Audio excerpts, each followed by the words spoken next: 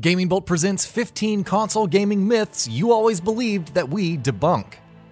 Video game consoles have perhaps been the de facto driving factor for the industry in the past several decades. Despite this, there are plenty of myths out there about consoles, their manufacturers, console players, and more. Let's take a look at 15 such myths here and debunk them accordingly. Console makers earn the most money from hardware sales. One interesting myth is that console manufacturers like Sony, Microsoft, or Nintendo earn most of their money from selling hardware. In reality, many companies are only just breaking even on consoles sold due to manufacturing costs. Sony is infamous for selling the PlayStation 3 at a loss for a long time before finally breaking even. Much of the money actually comes from royalties paid by developers and publishers whose games are on the consoles. Some studios are biased towards a specific console. This should come as no secret, but some developers, especially those under the purview of Activision, don't keep their games exclusive to certain consoles simply for the heck of it. It's not out of personal preference or bias, but because the console manufacturer in question pays for exclusive rights. You could argue that the indie studios like to go with the PS4 due to Sony's approachability, but it's silly to think that money isn't the motivating factor. First-person shooters are unplayable on consoles. The old first-person shooters are terrible on consoles thanks to controllers. This seems to be more about the controller versus the mouse and keyboard in terms of which is the superior input device. However, several games over the past few years like Halo, Destiny, Overwatch, and Titanfall have proven that first-person shooters are still fun with a controller. You might not get the same precision, but aim assist and customization options ensure the controller isn't a disaster. Strategy games are non-existent on consoles. Make no mistake, the PC platform is where strategy games have grown and continue to thrive. Look no further than the Creative Assembly's Total War franchise, which are massively successful despite being exclusive to PC. That being said, it's not like strategy games don't exist on consoles. They've actually been a great medium for strategy games since the days of Fire Emblem, Ogre Battle, and Final Fantasy Tactics. Even games like XCOM 2, Tropico have proven that strategy games can thrive in a contemporary console marketplace. Fighting games only work on consoles. It wouldn't be a genre debate without someone noting that fighting games only really work on consoles. The number of fighting games that have released for PC, that too on the same day as console releases like Guilty Gear Xrd Rev 2, Tekken 7, and Street Fighter V prove otherwise. After all, this isn't the early 90s anymore. It's easier than ever to plug a controller into your PC and start playing. All the best indies are on PC. Someone somewhere has no doubt stated all the best indies are on PC. However, a number of indie titles make their way to the PS4 and PS Vita fairly quickly, if not on the same day itself. Some, like Guacamelee and Axiom Verge, actually came to Sony's platform before PC. Even if a game like Hollow Knight is still exclusive to PC, it will be arriving on platforms like the Nintendo Switch soon.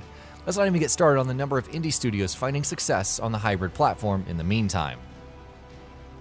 Most console games look and run terrible. Does every game really look better on PC? Do some third-party titles actually run worse on consoles? The PC has the potential to ensure games run better, but at the end of the day, optimization is king. Batman Arkham Knight is one of the better examples as it shined on PS4 and Xbox One, but was a disaster on PC at launch due to shoddy porting. With the PS4 Pro and Xbox One X, it's not uncommon to see more console games using the PC equivalent of high settings while boasting good performance. There's also the fact that some console exclusives like Horizon Zero Dawn, Uncharted: The Lost Legacy, and The Last of Us are absolutely stunning. Consoles are more powerful than PCs. On the flip side, consoles are definitely not more powerful than PCs. Going back to the earlier example about optimization, if a game is properly developed for the PC platform, it will outshine its console counterparts any day.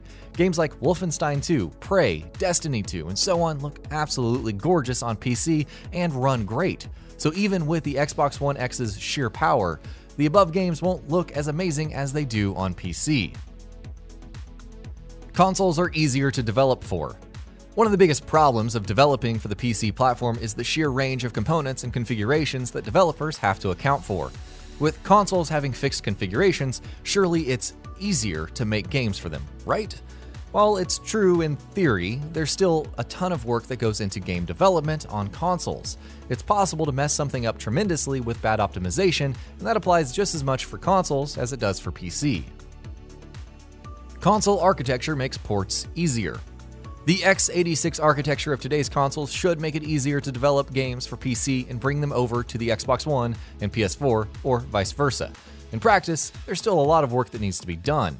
Look at Neo and Nier Automata, both critically acclaimed titles that were both ported to the PC and faced issues at launch. It's not a simple matter of just copying and pasting the same code and assets across platforms. Most console gamers are kids and males. The stereotype of most console owners either being kids, that too primarily males, is more or less dead at this point. Some studies like the Pew Research Center survey from 2015 showed that 42% of console owners in the United States were female. An ESA report in the same year also found the average age of female gamers was 43, while the average male gamer was 35. Kids definitely play video games, but there are a lot more adults than you'd think. Console gamers are mostly casuals. Have you ever been called casual because you play on consoles? Has someone told you that PC gaming is the last bastion of the hardcore gamer? Given how the term casual can be applied to pretty much everyone with enough twisting, it's entirely superfluous, even if it refers to less serious gamers. And if that is the case, then the success of titles like The Legend of Zelda Breath of the Wild, Horizon Zero Dawn, and Sunset Overdrive prove that there are plenty of hardcore players on consoles. Console game devs under publishers have security. First-party studios seem to have it easy. They're backed by a large publisher, and you don't have to worry about resources. That being said, they're often working on very expensive productions, and even under the best circumstances, it's not odd to see Sony shut down Guerrilla Cambridge or Microsoft shuttering Lionhead Studios. There are PC-only and console-only gamers. It's funny to think about PC-only or console-only gamers because there are plenty of people who play both. In fact, believe it or not, there are tons of people who play on the PC, Xbox One, PS4, Nintendo Switch, and mobiles. It's almost like they just appreciate great games regardless of the platform. We're not saying dedicated fans don't exist, but the myth that everyone on a certain platform doesn't play games on others is way past being false. Some devs only care about consoles and not PC. If you played any Call of Duty in the last few years, or seen the criticism leveled at Ubisoft for its PC ports, you'll no doubt have heard about studios only caring about consoles. If Call of Duty's developers only liked consoles, then they wouldn't be pushing for field of view sliders or high frame rates. Activision wouldn't have dedicated so many resources to porting Destiny 2 to PC. Game development is a multi-headed beast, and it's hard to say what priority a publisher or developer will have next. But at the end of the day, when resources are being invested in a set amount of platforms, you can be sure it's because the studios care about them all, even if they have to be taken off store shelves and fixed like Batman Arkham Knight. And that'll be about it for this one. If you guys like what we're doing at GamingBolt, please consider subscribing to our channel, and I'll see you guys on the next video.